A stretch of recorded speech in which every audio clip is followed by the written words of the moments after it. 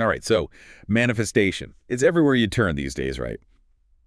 And Abraham Hicks, well, they're like the gurus of like creating your own reality, which, let's be real, sounds amazing in theory, but actually putting it into practice, sometimes it feels like, okay, but how? Right. So today we're doing a deep dive on one specific episode that really caught my attention. It's from the Manifest Your Life with ZenM series, and it's called How to Release Resistance and Let Go of Negative Thoughts. Oh, yeah, that's a good one. Because like we all have that inner critic. So good. And ZenM, he always keeps it real, gives you those actionable steps. But before we get all into the nitty gritty of actually like shifting our energy and all that jazz, I got to ask you, when we're talking about manifestation, Abraham Hicks style, what exactly is resistance? Okay, so imagine this. You've got this garden hose, right? Yep. And you're trying to water your garden, but it's all kinked up. Doesn't matter how much you crank that faucet, the water's just not flowing the way it should, right? Frustrating. That's kind of like what resistance is with manifestation. Okay, I see where you're going with this. It's all those pesky thoughts, those doubts, those like deeply ingrained beliefs that we have that are totally contradicting what we actually want. It's like this constant tug of war between like our conscious desires and our subconscious programming. Right, because it's like one part of you is saying, yeah, go for it, you got this. And then there's this other like sneakier voice. It's like, yeah, but. Exactly. That yeah, but voice. That's the resistance talking. Okay, so how do we even start to like untangle those kinks, so to speak? Because, I mean, I get the hose analogy, but we're talking about our minds here. Right, and that's where this whole vibrational frequency thing comes in. Oh, yeah, I was hoping we'd get to that. Because, honestly, sometimes that part feels a little too woo-woo for me. I get it. It sounds kind of out there, but stick with me. Think of it like this. Have you ever noticed how when you're in a bad mood, it's like everything just goes wrong? Oh, tell me about it. Like, spill your coffee, miss the bus. It's like a domino effect of... Exactly. And that's not just bad luck. It's your energy, your vibration attracting more of the same. Okay. And on the flip side, when you're vibrating at a higher frequency, like when you're feeling super joyful or grateful or just like really excited about something, you tend to attract more positive experiences. It's like the universe is tuned into your vibe. Okay, so it's like we're always emitting this like energetic signal and the universe is responding accordingly. Exactly. And the thing is, we're not always aware of the signal we're putting out there, which is where things can get, well, a little out of whack. Right, because if I'm like constantly replaying all my worries and doubts in my head, it's like I'm unintentionally broadcasting that negative energy out into the universe. Exactly. And then we're surprised when more of that same energy shows up in our lives. So how do we get better at like fine-tuning our frequency? Because if we're talking about manifesting our dream lives, it sounds like getting a handle on this whole vibration thing is kind of crucial. It's essential. And one of the most powerful tools we have at our disposal is actually something we experience every single day, whether we realize it or not. Our emotions. Emotions, huh? So we're not just talking about like thinking positive thoughts. We have to actually feel it too. Yes. And it's not just about forcing yourself to feel happy all the time. Oh, good, because that's exhausting. Right. It's more about paying attention to your emotions as messengers. Messengers. Okay, I like that. Yeah, because they're constantly giving you feedback on your current vibration, your alignment with your desires. So like if I'm feeling stressed about work, for example, that's a sign that something's out of alignment. Exactly. And that's a great example, actually, because instead of just trying to push those feelings down or pretend like they're not there. Which, let's be real, we all do sometimes. Oh, for sure. But it's about listening to what those feelings are trying to tell you. So it's like those emotions are a breadcrumb trail. Yes. Leading us back to alignment. It's like our emotions are trying to tell us something, like they're trying to point us in the right direction. Exactly. They're like this built-in guidance system that we all have, but we don't always know how to use it. Right. Okay, so emotions, check. What else did ZenM talk about in this episode?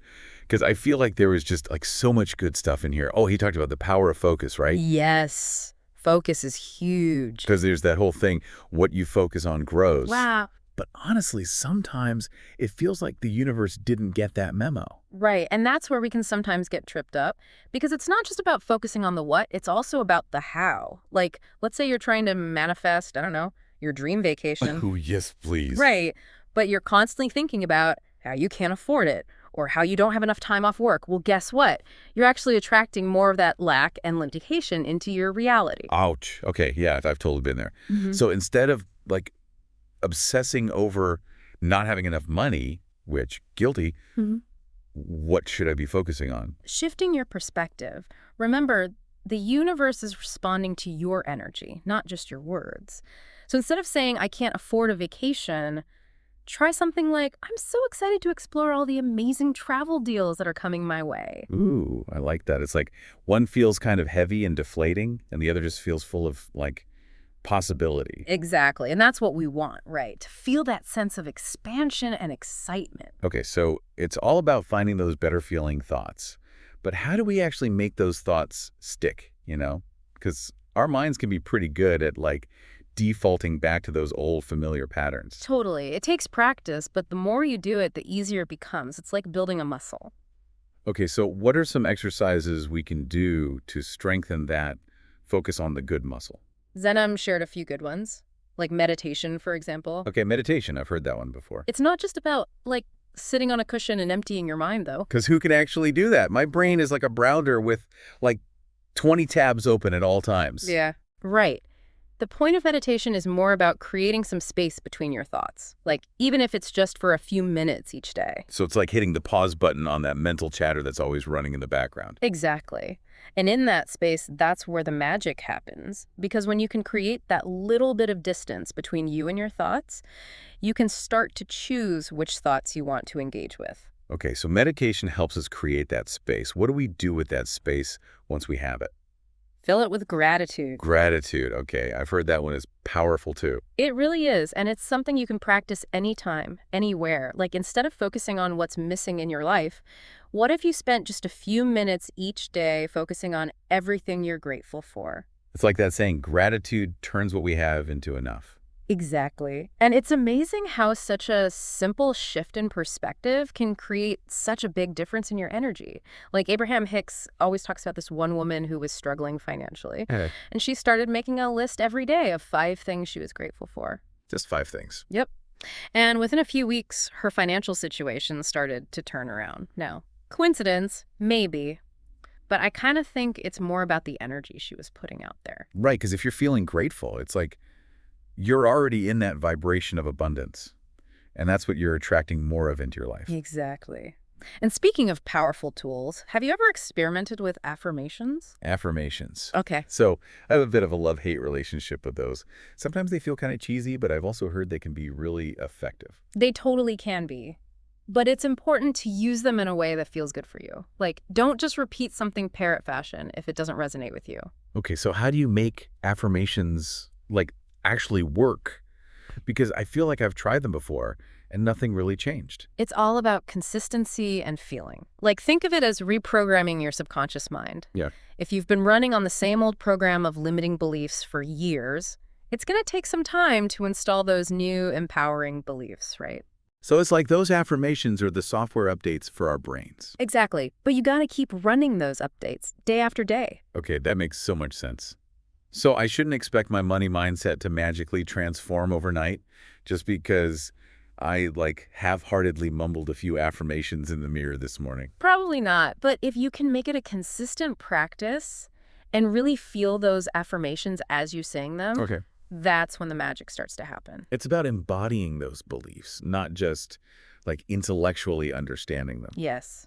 Embodiment is key. And speaking of embodiment, there's one more tool we should talk about: visualization. Visualization. Okay, so is this different from just, like, daydreaming? Because I do that all the time, but I haven't quite manifested my dream life yet. It's similar to daydreaming, but with visualization, we're being a lot more intentional. It's about creating a vivid sensory experience of already having what you desire. So, like, if I'm visualizing that dream vacation again, I shouldn't just be, like, picturing a pretty beach. I need to actually, like, feel the warm sand between my toes, smell the salty air. Exactly. The more senses you can engage, the more real it will feel. And the more you'll align your energy with its manifestation. Exactly. Okay, this is also fascinating, but I got to be honest. There's one part of this whole manifestation process that I struggle with. Letting go. Oh, yeah, that's a big one. Right. Because, like, I can do all the visualization and the affirmations and, try to cultivate all the gratitude in the world. But at the end of the day, I'm still a bit of a control freak. I hear you. That surrender piece can be tough. It's like, I want to trust the universe. I really do. But It's hard to let go of the reins. exactly. It's like, I want to let go. But then that little voice pops up and is like, but what if it doesn't work? What if you're just like floating out there in the universe with no control? What's that fear, right? That fear of the unknown. Yeah. And I know logically that like the universe has my back and all that, but It's easier said than believed, right? exactly. So how do we actually get to that place of trust where we can like truly let go and allow the universe to do its thing? Well, remember that garden analogy ZenM used? Oh yeah, with the hose. Well, it applies here too. You can plant those seeds, water them, give them sunlight, but you can't actually force them to grow, right? You have Right. to trust the natural process of growth. Yeah. And it's the same with manifestation. You do your part, you get clear on what you want, you shift your energy, you take inspired action, and then you surrender. Okay, so it's about trusting that the universe like knows what it's doing. Exactly. Trusting the timing, trusting the process, even when it feels scary or uncertain. Oh man, trust the process. Easier said than done, but I hear you. Definitely easier said than done, but the more you practice surrendering, the easier it becomes. Okay, so it's a practice. Yeah. Just like everything else we've been talking about. It's all connected. This has been such a great conversation.